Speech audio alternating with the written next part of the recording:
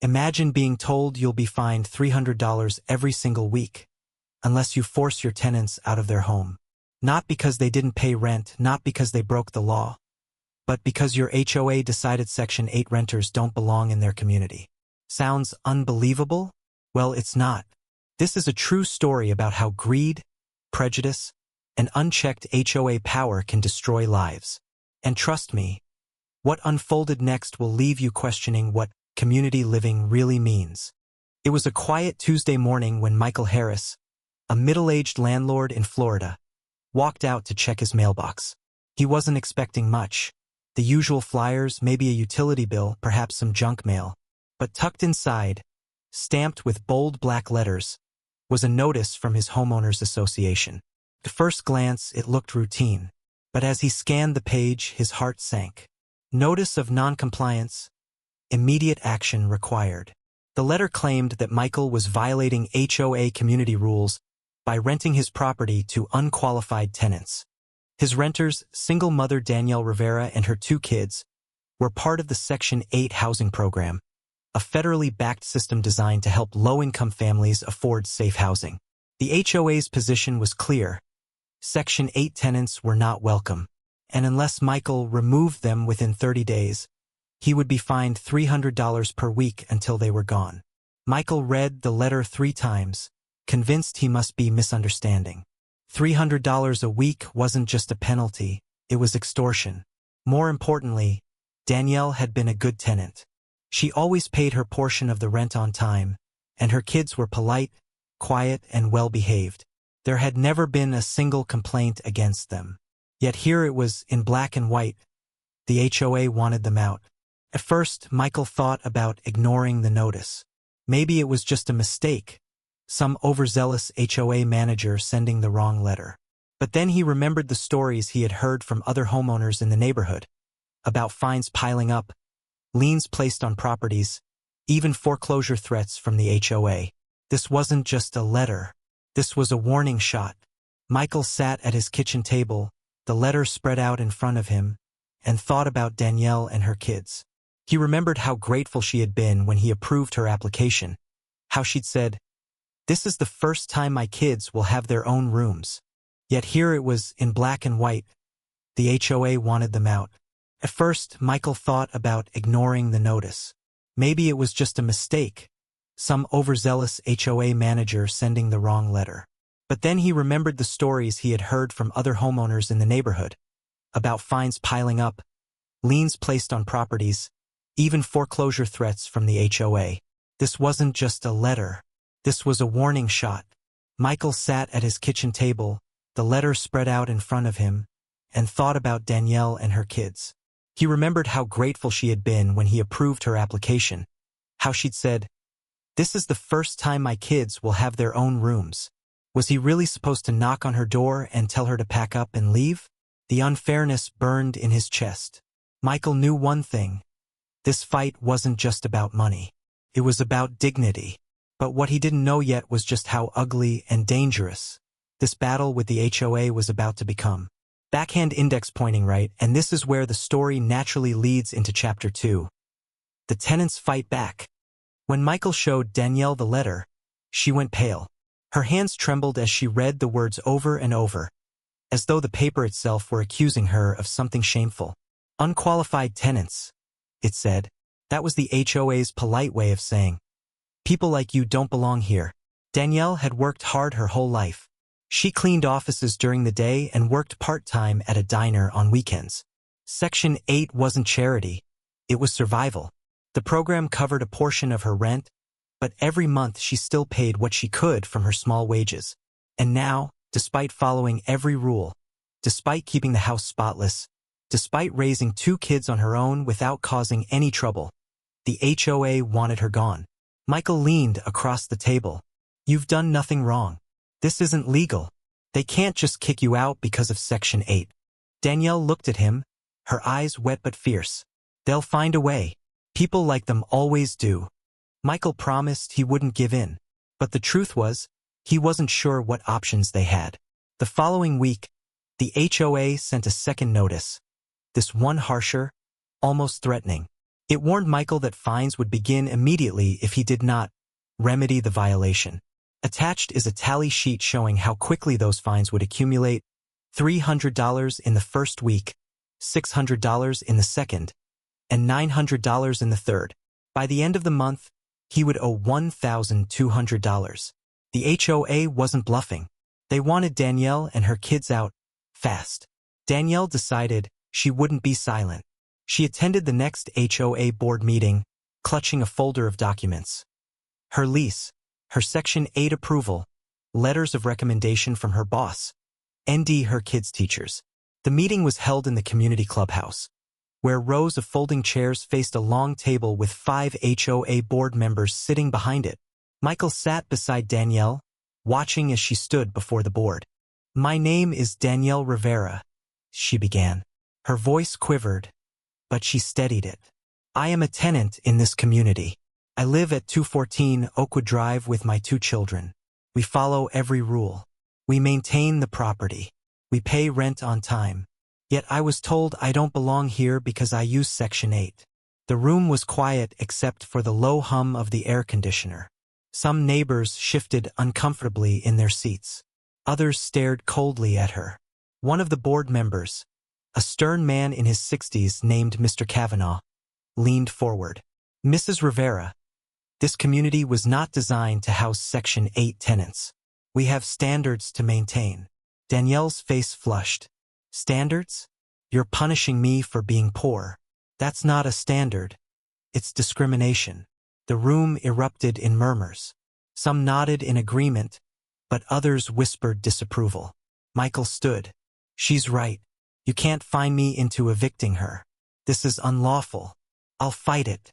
Kavanaugh smirked. "You're welcome to try, but the fines will continue until compliance is achieved. And if you don't pay, we'll put a lien on your property. We've done it before." It was a threat, and everyone in the room knew it. That night, Danielle broke down in tears after putting her children to bed. "I can't put them through this again," she whispered to Michael. "We've moved 5 times in the last 3 years. Every time we think we've found stability, someone decides we don't belong. I can't keep doing this to them." Michael clenched his fists. He thought about his mortgage, his savings, the possibility of losing his house because of escalating fines. But then he thought about Danielle's kids. Bright, polite children who finally had their own rooms, who finally felt safe. "This isn't just about rent or fines," Michael said quietly. "This is about justice. They want to scare us. But maybe they've underestimated us." The next morning, Michael called a lawyer. The lawyer listened, sighed, and said, "HOAs have power, but they're not above the law. What they're doing could fall under housing discrimination. You may have a case." It wasn't much, but it was hope. Danielle, too, decided to fight in her own way. She began documenting everything: the letters, the threats, the board meeting notes. She joined online forums for Section 8 tenants and discovered she wasn't alone. Across the country, HOAs had been quietly trying to push out low-income families through intimidation, fines, and even lawsuits. She realized this wasn't just her fight. It was bigger. Michael and Danielle agreed. They would not back down. If the HOA wanted a battle, then a battle is what they would get. But what neither of them could see yet was how ugly the HOA would play, and how this fight would draw in not just lawyers, but the media, angry neighbors, and even strangers from across the country. The war had just begun. Backhand index pointing right. Next chapter naturally leads into Chapter 3. The HOA strikes back. Where the HOA escalates fines, neighbors turn against each other, and the conflict spreads beyond the community. The following week, Michael received another envelope in the mail, thicker this time.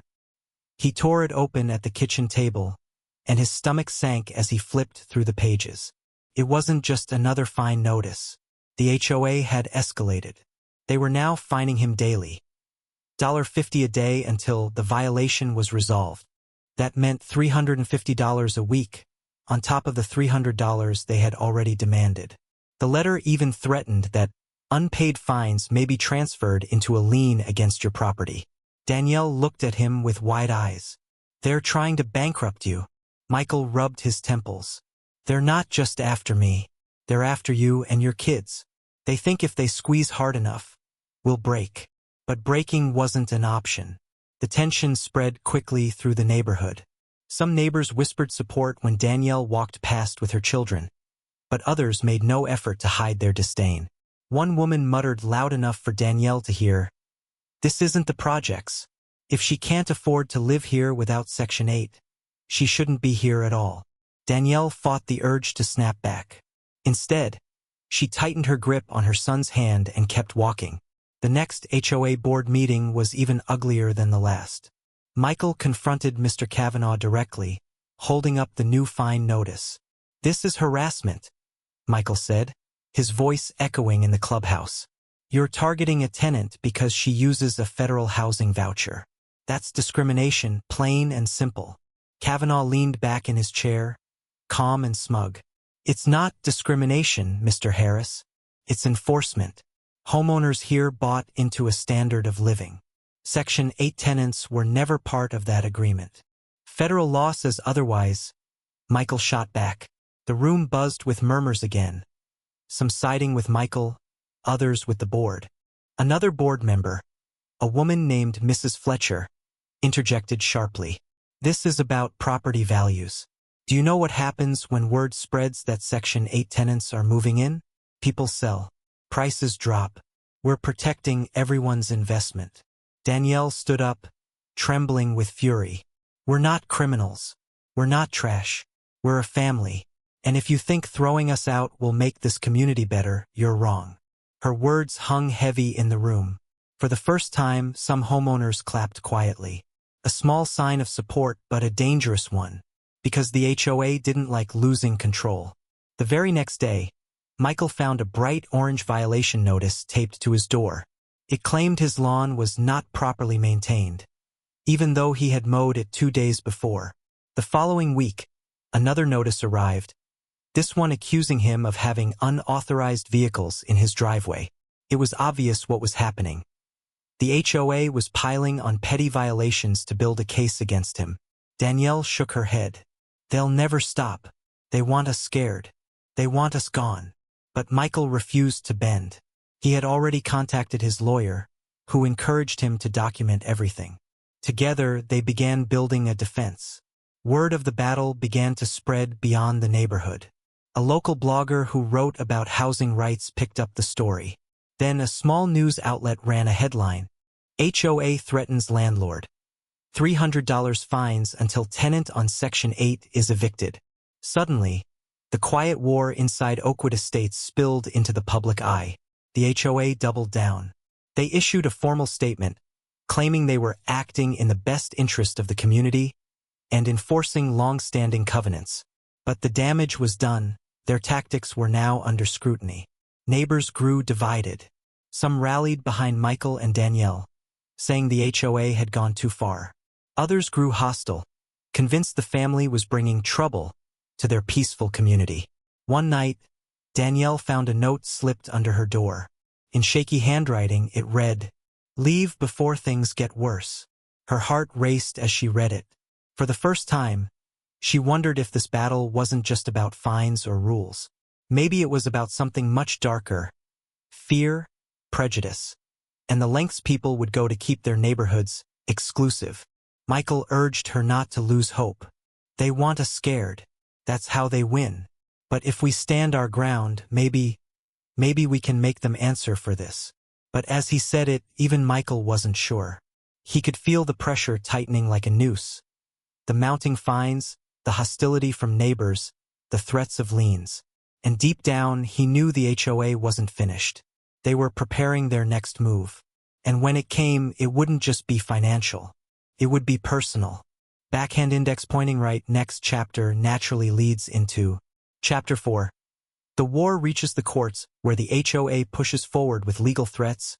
Michael and Danielle's lawyer steps in, and the story escalates into a legal and emotional showdown. Chapter 4. The war reaches the courts. The fine notices kept coming, week after week, stacking up in Michael's kitchen drawer like a pile of unpaid debts. By the end of the month, the total had ballooned past $2,500. The HOA was relentless. But then, one morning, Michael received a letter that chilled him to his core. It wasn't just another fine.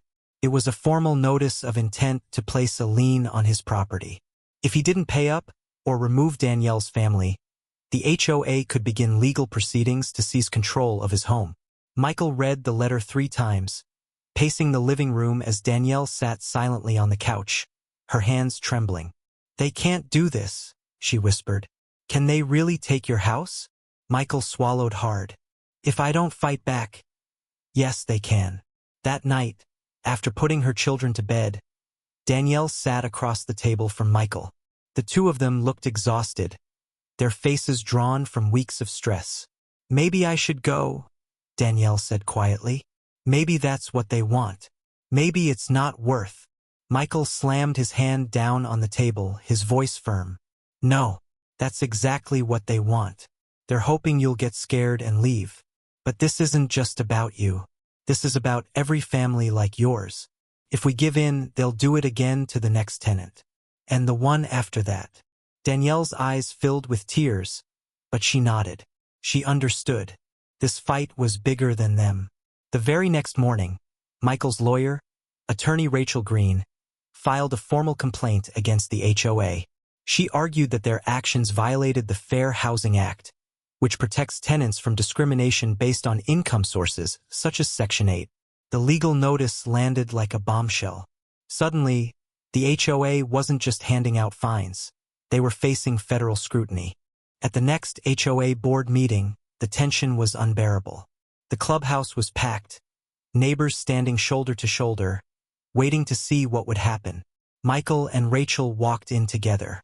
Rachel was calm, collected, dressed in a sharp navy suit that made her look every bit the professional warrior she was. Kavanaugh's smug grin faltered for the first time when he saw her. Rachel wasted no time. She stood before the board, her voice steady and commanding. "My client has been threatened with illegal fines, harassed with false violations, and targeted because his tenant uses a housing voucher. That is discrimination. That is against federal law.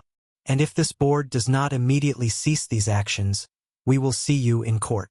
The room erupted in gasps. Some neighbors clapped, others booed. Kavanaugh leaned forward, his face red with anger. "You don't scare us. This is private property. We make the rules here." Rachel didn't blink. "Not when your rules break the law." The meeting ended in chaos. Neighbors argued in the parking lot long after it was over, some shouting at Danielle to go back where you belong, while others hugged her, promising they'd stand by her side. The following week, things escalated again. The HOA officially filed a lawsuit against Michael, claiming he was in breach of covenant for allowing a Section 8 tenant in his property. Their lawyers argued that his lease agreement violated the HOA's community standards. It was clear, this wasn't just about money anymore. This was about control. Michael felt the weight of it crushing down on him, but Rachel urged him to stay strong. "They want to scare you into folding, but their case is weak. The law is on our side. We just have to hold out." Court dates were set. Papers were filed. The war had shifted from the streets of Oakwood Estates to the cold, sterile walls of the county courthouse. For Danielle, the pressure was unbearable.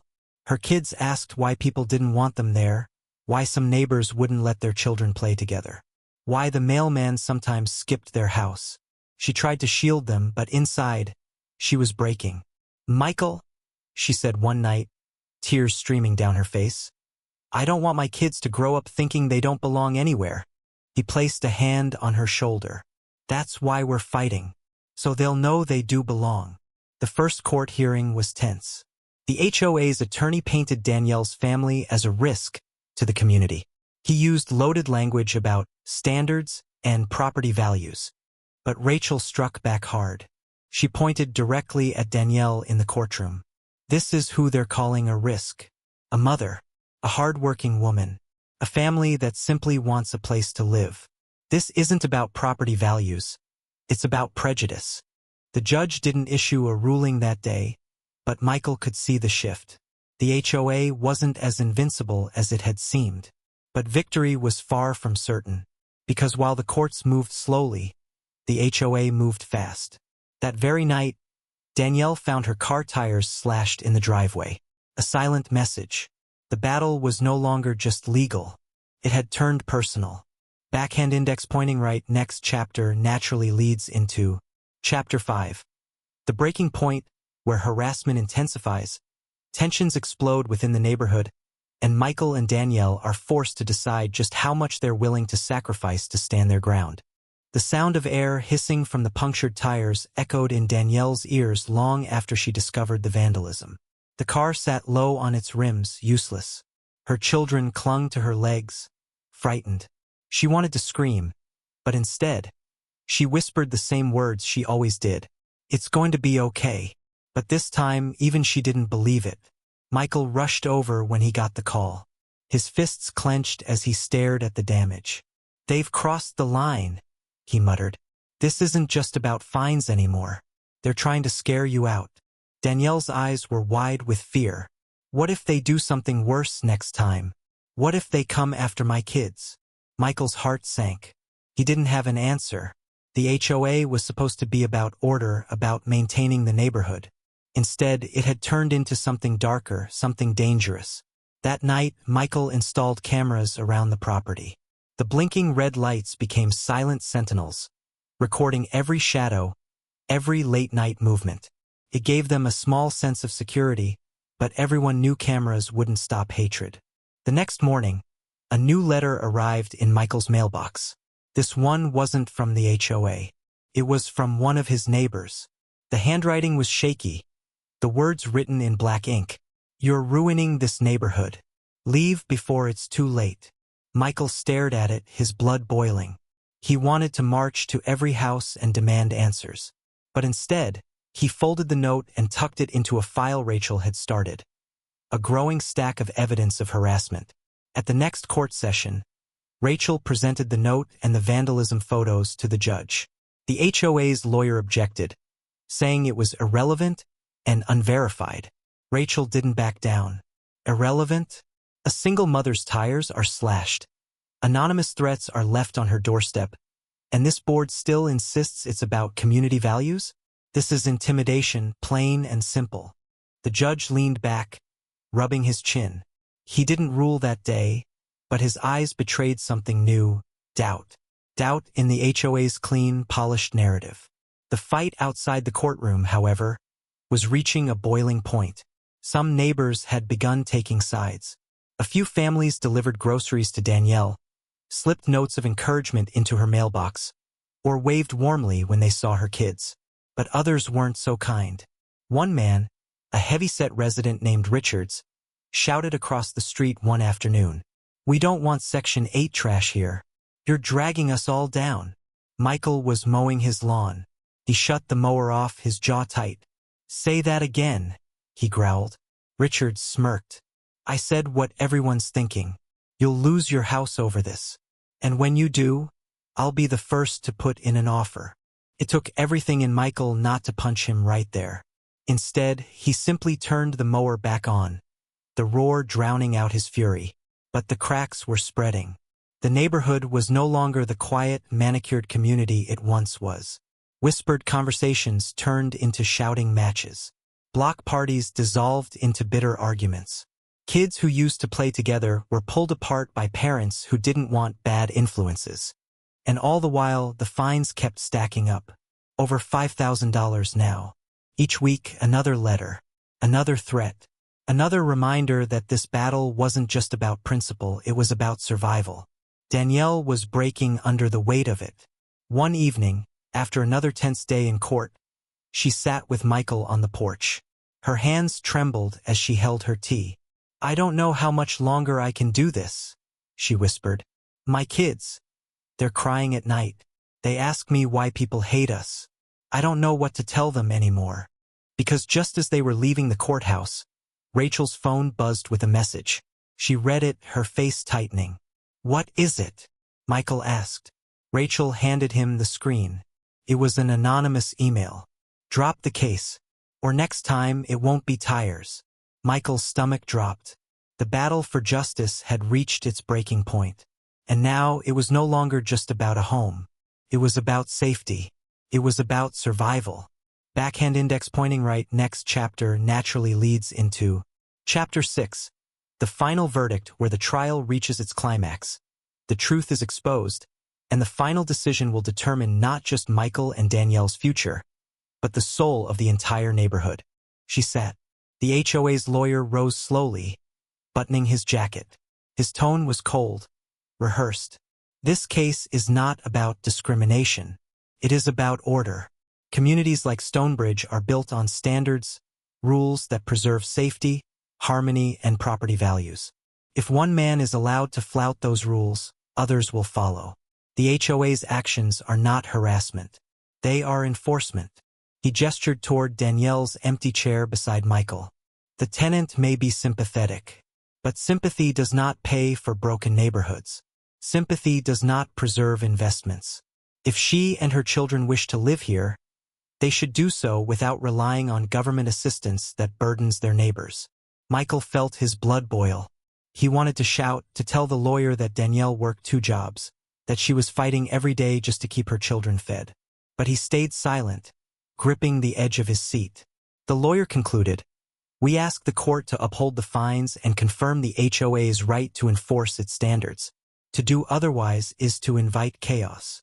The judge leaned forward, his expression unreadable. He shuffled his papers, the sound deafening in the silence. Then he spoke. "I have reviewed the bylaws of the Stonebridge Homeowners Association. I find no language that prohibits leasing to Section 8 tenants.